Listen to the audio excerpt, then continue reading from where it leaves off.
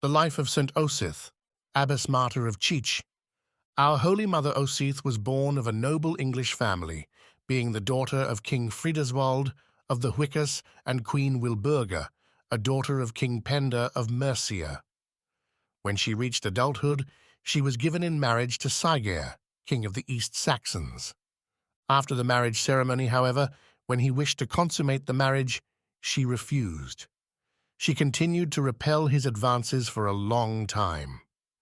One day, he was trying to force her when a messenger entered, announcing that a deer of a color whiter than snow was in front of the palace gates, running around freely as if mocking the king and his men. When the king heard this, he postponed his carnal intentions and instead rushed after the deer with his hunters and soldiers. The Blessed Virgin saw in this an act of divine providence, and like a sheep snatched from the lion's mouth, she immediately ran to the holy priests Ecke and Beduin, humbly beseeching them to tonsure her so that she could keep her virginity. They looked with favor on her petition and tonsured her. When the king learned this on returning from the hunt, he sorrowed deeply, for he loved her as his own body.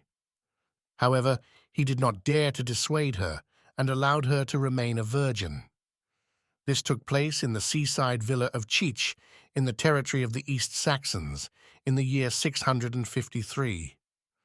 The king gave this villa to the Virgin, and she remained there for the rest of her life. Later, the king was converted to the Christian faith by Bishop Jarman. On October 7th, in about the year 700, while Osyth was faithfully serving God in Chich, some pagan pirates came and seized her and tried by both blandishments and threats to force her to worship idols. But the Blessed Virgin spat on the blandishments and derided the tortures.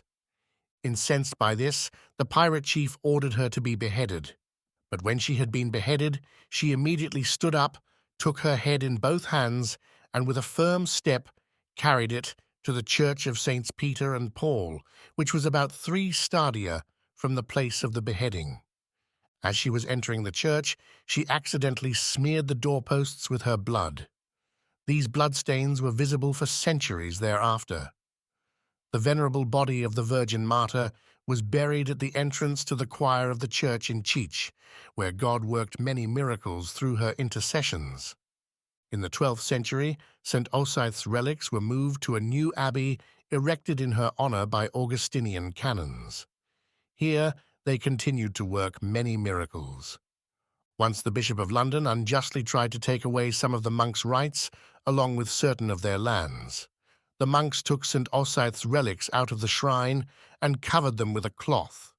Bishop Richard was paralyzed until he restored both their rights and their lands to the monks.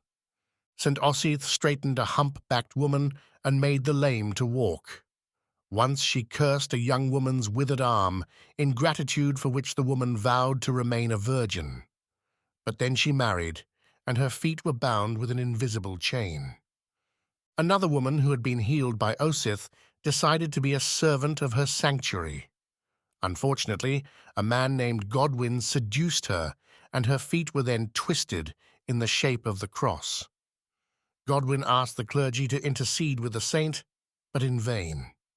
Only on the day of her death did St. Osyth appear before the woman and unlock her feet. In the Middle Ages, St. Osyth was the patron saint of people who had lost their keys. The Orthodox Church celebrates the memory of St. Osyth of Chich on October 7th.